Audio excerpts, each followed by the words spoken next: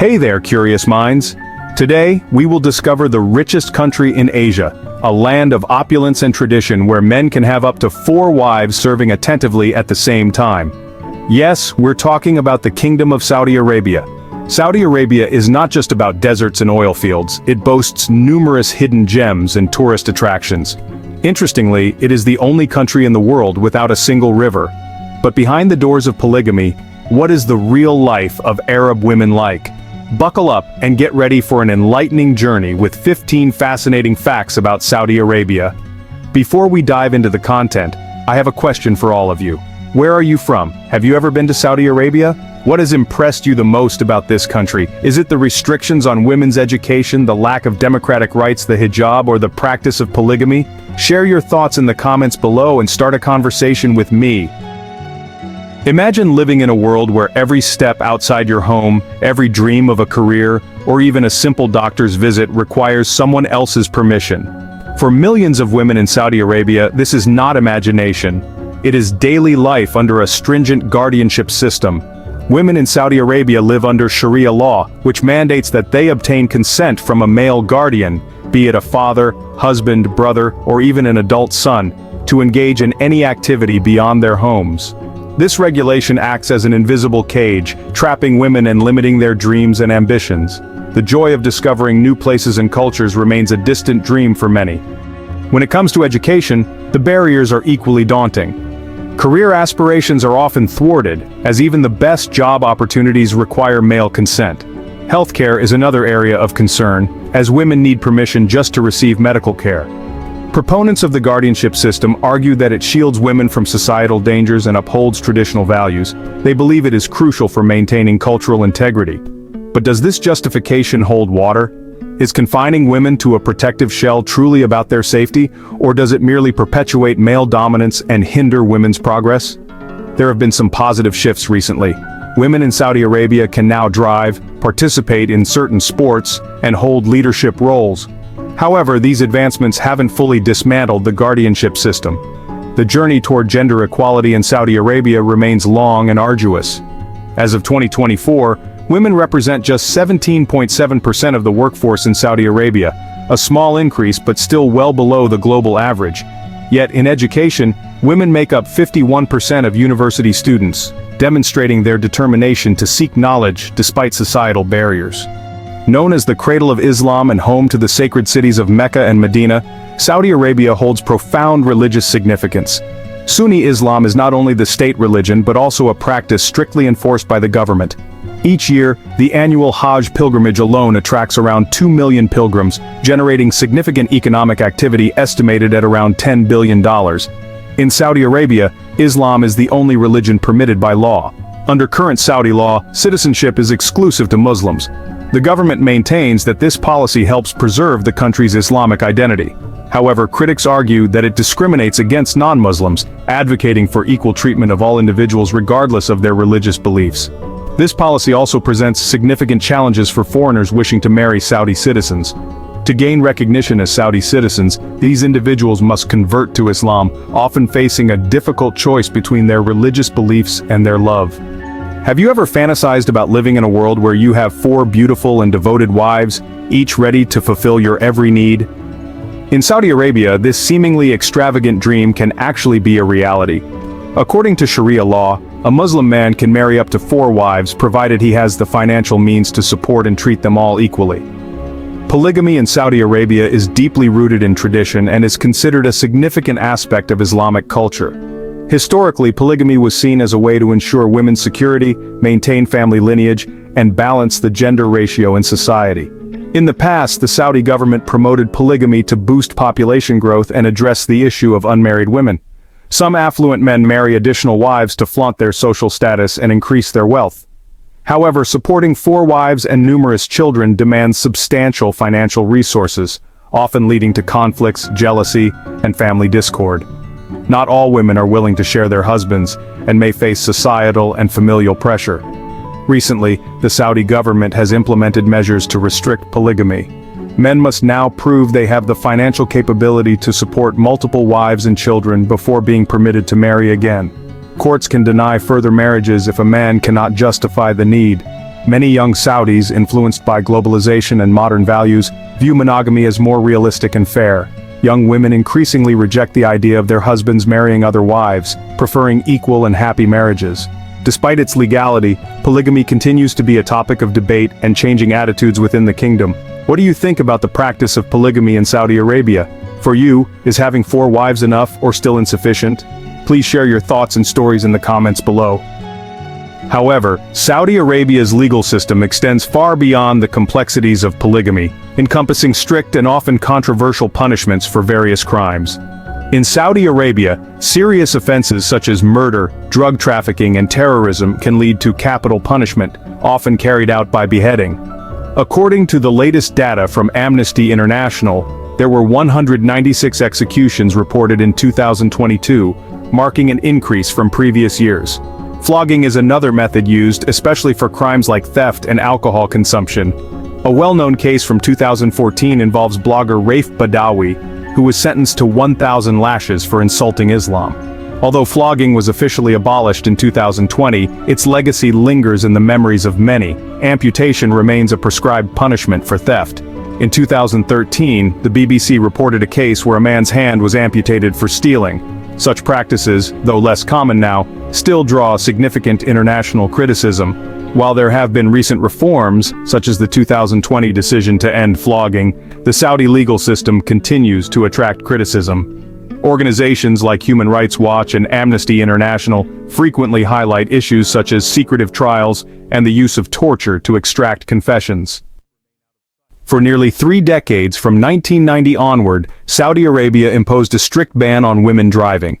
This rule became a glaring symbol of gender inequality, challenging personal freedom and drawing global attention. Authorities justified the ban by claiming it was for the protection of women and to uphold tradition. However, the ban faced fierce opposition from both Saudi women and the international community. It was a major roadblock to women's progress in society. Without the ability to drive, women had to rely on male guardians or hire private drivers, severely limiting their independence. The turning point came in 2018. After years of relentless advocacy and courageous protests, Saudi women finally gained the right to drive. This monumental change allowed them to obtain driving licenses and move freely, a significant leap toward greater freedom. Yet, challenges remain. Women often need international driving licenses and in some cases still require male supervision while driving. The story of the driving ban in Saudi Arabia is not just about driving. It's about the ongoing fight for gender equality and true social progress. Before we delve into the reasons behind gender discrimination in Saudi households, I have a request for everyone watching. If you can help me, it only takes 10 seconds to hit the subscribe button. It truly helps our channel grow and means a lot to us. In return, my team and I are committed to continuously improving the show for you. In many Saudi households, there is an unwritten rule. Women must disappear from view whenever male guests arrive. In Saudi Arabia, it is common for homes to have separate entrances for men and women. When a male guest arrives, he is welcomed through a special entrance designated for men, while the women of the house remain out of sight, communicating only through phones or other indirect means if needed. This architectural feature, found in about 70% of Saudi homes, underscores the importance of gender segregation in the country's social practices. The strict separation stems from a deep cultural belief that women symbolize purity and chastity. By keeping women hidden from the gaze of unfamiliar men, society aims to reduce temptation and maintain social order, adhering firmly to traditional gender roles. In Saudi Arabia, a unique regulation prohibits men from selling women's underwear. The official rationale behind this rule is to safeguard women from potential harassment, adhering to traditional beliefs that consider it inappropriate for men to handle women's intimate apparel. Supporters of this ban argue that it promotes gender equality in business, empowering Saudi women to shop for lingerie with greater confidence and reduced embarrassment. Moreover, it has opened up numerous employment opportunities for women in lingerie stores, significantly boosting their income and overall quality of life. As a result, more women now prefer to shop in stores for lingerie rather than online, feeling more comfortable and secure. However, critics view this regulation as outdated and a restriction on men's freedom to engage in business. They argue that it can inconvenience consumers, particularly men, and potentially hinder the growth of the retail lingerie market in Saudi Arabia. Stay tuned as we delve deeper into the social fabric of Saudi Arabia, where another set of stringent regulations reveals the complexities faced by its residents. While the prohibition on men selling women's underwear raises eyebrows, the country's stance on LGBTQ+ rights further underscores the challenging environment for personal freedoms. In Saudi Arabia, acts like homosexuality and gender reassignment surgery are not just frowned upon, they are outright illegal. The penalties are severe and can include imprisonment, significant fines, corporal punishment, and in some cases, even the death penalty. Recent reports in 2024 from Amnesty International and Human Rights Watch paint a stark picture of the reality faced by these individuals. The documented cases reveal the extent of the harsh consequences, urging the international community to advocate for change. Saudi Arabia's dress codes are among the strictest globally, serving as symbols of both culture and religion. Women are expected to wear an abaya, a long black robe covering the entire body. Additionally, many women choose to wear headscarves to cover their hair and neck. In more conservative areas, they might wear a niqab, a veil that leaves only the eyes visible. Men, on the other hand, are advised to dress modestly. According to the public decency law enacted in 2019, this means avoiding shorts and tank tops in public. While there is no specific requirement for men to cover certain body parts, they are encouraged to dress in a manner that aligns with the principles of modesty. For women, the rules are stricter, requiring them to cover their shoulders and knees in public. Female tourists are not required to wear the traditional abaya, but should dress modestly and respectfully. Interestingly, Saudi Arabia is gradually relaxing its dress codes for both men and women, although these changes are happening slowly. According to a recent report by Human Rights Watch, the enforcement of these dress codes has been somewhat relaxed in recent years, giving women more freedom in choosing how to dress in public. Did you know that in Saudi Arabia, public displays of affection and Valentine's Day celebrations are strictly off-limits? As a nation deeply rooted in traditional Islamic values, Saudi Arabia enforces rules that prohibit hugging, kissing, holding hands, or even walking too closely together in public. Valentine's Day is entirely banned because it contradicts Islamic principles. This can be quite a surprise and even distressing for many visitors, especially couples. The religious police, officially known as the Committee for the Promotion of Virtue and the Prevention of Vice, are tasked with upholding these regulations. They have been known to raid stores selling Valentine's Day items, seize merchandise, and impose fines on shop owners. This demonstrates the country's dedication to maintaining its cultural and religious values, even as it modernizes in other ways. Tourists must comply with these rules or face severe penalties, including fines of up to $800, arrest, and possible deportation. The aim is to preserve social norms and protect women, but these regulations often leave visitors feeling constrained and uneasy. These strict rules are not without controversy, as they significantly impact personal freedom and can make tourists feel uncomfortable when it comes to expressing affection. The ambiguous nature of what constitutes excessive emotional expression can lead to misunderstandings, causing visitors to hesitate and potentially impacting their overall experience in Saudi Arabia. Dreaming of a musical getaway? If you're planning a trip to Saudi Arabia, you might need to hit pause on those plans to dance the night away. While the kingdom is rich in culture and history, its laws around music and dance might catch you off guard. In Saudi Arabia, dancing and playing loud music in public, especially during the 5 daily prayers, is strictly forbidden. This policy stems from the country's conservative cultural values. The National Committee for Drug Control, part of the Ministry of Interior, believes that provocative dances can lead to drug use and moral decline. This conservative stance became global news when Abdallah al-Shahani, a popular figure, was arrested for dancing in the rain at a music festival. In October 2019, a woman also found herself in legal trouble for dancing at a Riyadh concert. These incidents highlight the government's firm grip on public entertainment. Why the crackdown on loud music? It's all about respect and order. With each of the 5 daily prayers lasting about 20 minutes, the kingdom prioritizes peace and solemnity during these times. So, what happens if you break these rules? Tourists caught dancing or playing loud music can face fines. Outside of prayer times, the fine is around $133, but during prayer times, it doubles to about $266. Many visitors feel these rules cramp their style, arguing that they infringe on personal freedom and spoil the travel experience. Yet some see the regulations as essential for maintaining cultural respect and public order. Have you ever been enchanted by films showcasing endless deserts with golden sand dunes under clear blue skies? Now picture yourself visiting Saudi Arabia, where these vast deserts cover 95% of the land, brimming with wonders and secrets. While famous for its oil wealth, Saudi Arabia also boasts majestic deserts offering unforgettable experiences. Upon arrival, be mesmerized by the Rub Al Khali, the largest continuous sand desert in the world. Spanning over 650,000 square kilometers, it covers nearly 1/4 of the country.